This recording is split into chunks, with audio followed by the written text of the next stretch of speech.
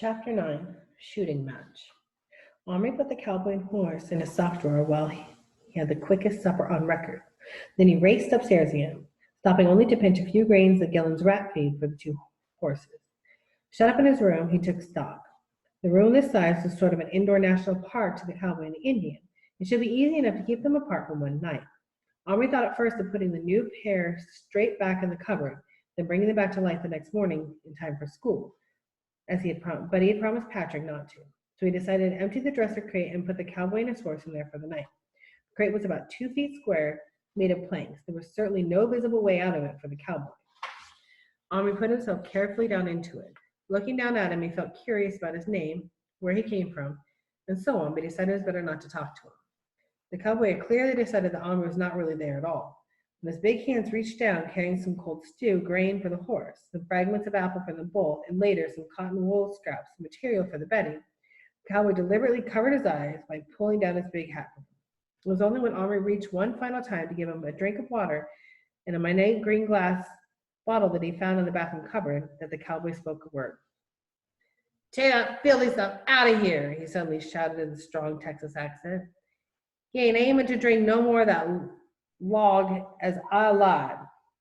And he heaved the bottle, which was almost as big as himself, up by its base and tipped its contents out into the boards at the bottom of the crate. "It's only water," Omri ventured to say. "You shut your mouth," shouted the little man. "Won't take no lip from so gall darn hallucination, no sir." Maybe, to drink, do much drink. Maybe I can't hold me liquor like some of those real tough guys do. But if I ain't me getting me delirium treatments and starting to see things, why couldn't I see the pink elephants, the dancing rats, and all them pretty things the other fellas see when they get too far gone? It ain't fair for me to see giants and blue deserts and get put up in boxes the size of the Grand Canyon with no one but me little hoss for company. He sat down on the pile of hay and took the horse's noose in his arms and put his face against it and began to sob. Omri shattered, a cowboy crying. He didn't know what to do. When his mother cried, she did sometimes when things got too much. She only asked to be left alone till she felt better. Maybe all grown-ups were like that. Omri turned away and got slowly into his pajamas and went to see how Little Bear was getting along on the far side of the crate. He finished the painting. The teepee looked really good. Little Bear was now in the longhouse arranging his blanket for the night. The pony was tethered to its post on the long rope. Omri took out the rat food and gave it to him. Then he called Little Bear out. "Are you okay? Anything you need?" He should have known better to ask. "Plenty. Want fire and log house to keep warm, keep animals away. Want tomahawk so you can chop out bits of my leg."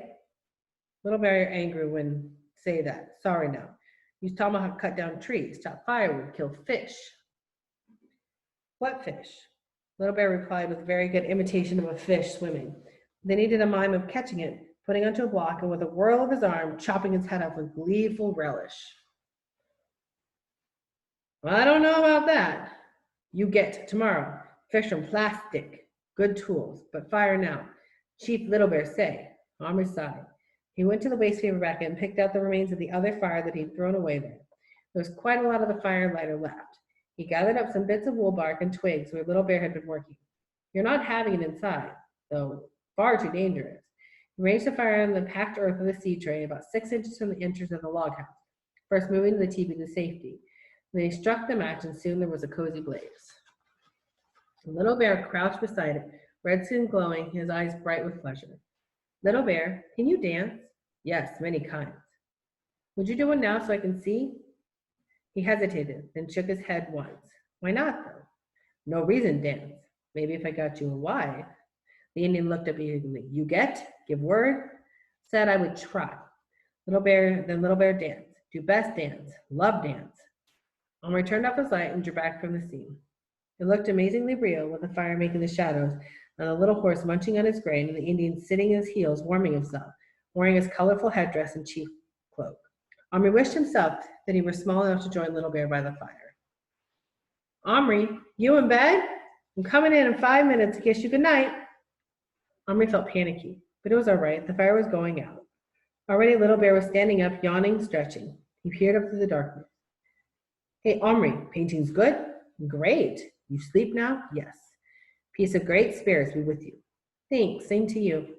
Omri peered quickly into the crate. The poor cowboy had crawled away into his makeshift bed and was snoring loudly. He hadn't eaten a thing. Omri sighed. He hoped Patrick would make plans and arrangements. After all, if Omri could keep the Indian secret, Patrick might be able to do the same. All might be well, yet be well. But Omri certainly wasn't going to try to experiment again. It was all just too much worry. He climbed into bed, feeling unusually tired. His mother came in, kissed him goodnight, and the door was shut. He felt himself drifting away almost right away, when suddenly a piercing whinnying sound. It was answered by another. The horses smelled each other. They were not so far apart, and the cowboy wasn't tied up.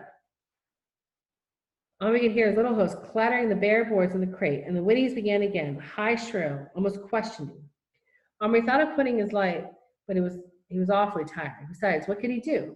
They couldn't possibly reach each other through the planks that create the wall. Let them whinny their heads off. They'd soon get fed up. Omri rolled over and fell asleep.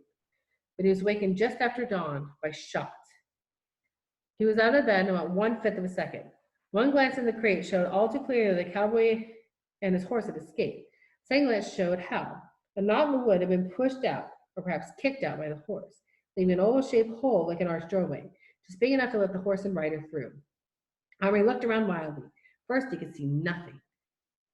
Then, into his knees beside the seed box, he peered into the longhouse. Little Bear was not there, nor was his horse. Suddenly, something tiny thing whizzed past Omri's ear and struck the crate beside him with a ping. Twisting his head, Omri saw the feathered arrow the size of a pin, still quivering from its flight. Was Little Bear shooting at him? Little Bear, where are you? No answer.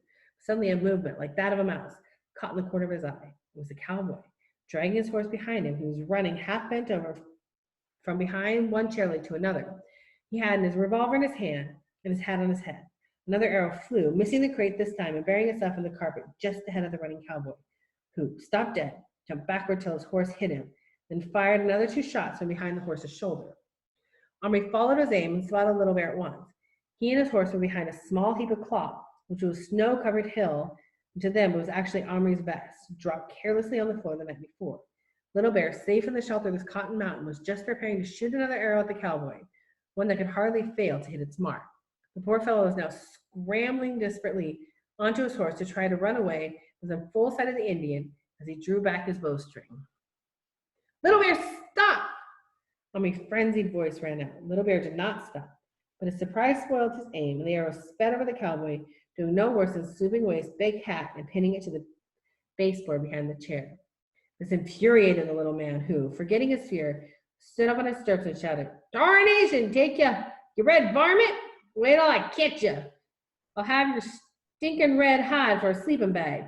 With that, he rode straight towards the vest hill at full gallop, shouting a strange cowboy word cries and waving his gun, which, by Omri's count, still had 2 bullets in it. Little Bear had not expected this, but he was only outfaced for a moment. He coolly drew back another arrow from his quiver and fitted it into his bow. "Little Bear, if you shoot, I'll pick you up and squeeze you," Omri cried.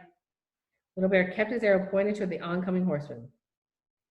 "What you do if he shoot?" he asked. "He won't shoot. Look at him." Sure enough, the carpet was too soft for much galloping. Even as Omri spoke, the cowboy's horse stumbled and fell, pitching its rider over his head. Little Bear lowered his bow and laughed. Then, to Omri's horror, he laid down the bow among the folds of the vest, reached for his knife, and began to advance on the prostrate cowboy. "Little Bear, you are not to touch him, do you hear?" Little Bear stopped. "You try shoot, Little Bear. White enemy. Try take Indian's land. Why not kill?" "Better dead. I act quick. He not feel, you see." And he began to move forward again. When he was nearly up to the cowboy, Omri swooped him. He didn't squeeze him, of course, but he did lift him high and fast enough to give him a fright. "Listen to me now. That cowboy isn't after your land. He's doing nothing to do with you. He's Patrick's cowboy, like you're my Indian. I'm taking him to school with me today, and you won't be bothered by him anymore. Now take your horse and get him back to your longhouse and leave him to me." Little Bear, sitting cross-legged on the palm of his hand, gave him a look. "You take him to school? Place you learn about ancestors? That's what I said." He folded his arms. "Why you not take Little Bear?" Omri startled into silence.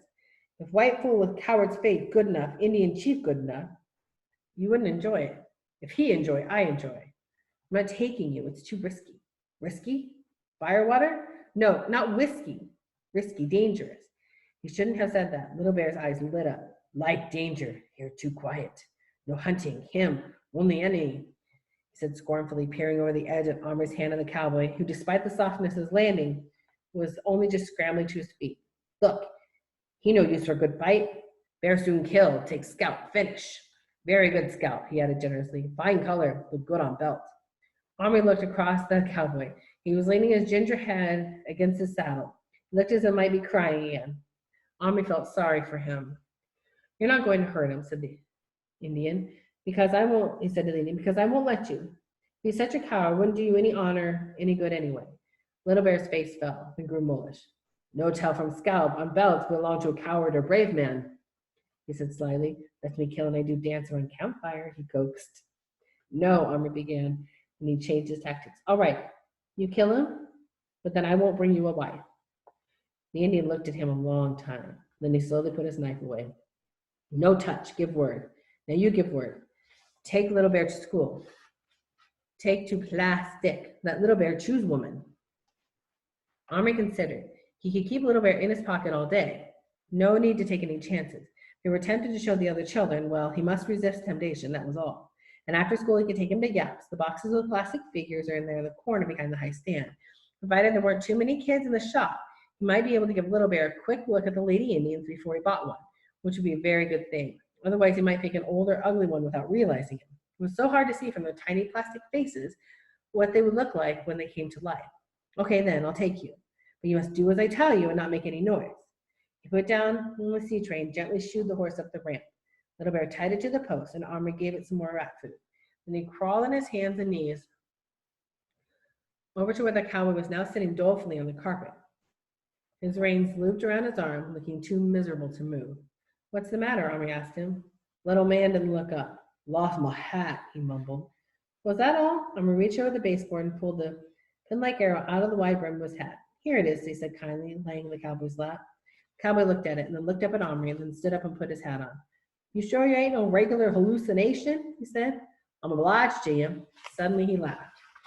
Just imagine.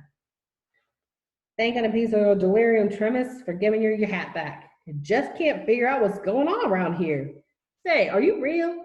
Was that an engine reel? Because in case you ain't noticed, you're a dang sight bigger than he is. You can't both be real. I don't think you ought to worry about it. What's your name? The cowboy seemed embarrassed and hung his head. Name Boone. The fellows call me Boo-hoo. But they can't cross so easy. It's my soft heart. Show me something sad or scare me just a little, and the tears just come out my eyes. I can't help it. Omri, who had been somewhat of a crybaby himself until very recently, was not inclined to be scornful about this, and he said, That's okay. Only you needn't be scared of me. For the Indian, he's my friend, and he won't hurt you. He promised. Now I like you and your horse to go back in the big crate. I'll stick the knot back in the wood, and you'll feel safer. Then I'll go get you some breakfast. Boone brightened visibly at this. What would you like? Aw, shucks. I'm not that hungry. A couple of bits of steak or 3 or 4 eggs sitting on a small heap of beans and washed down with a jug of coffee suit me well just dandy. You'll be lucky, thought Omri.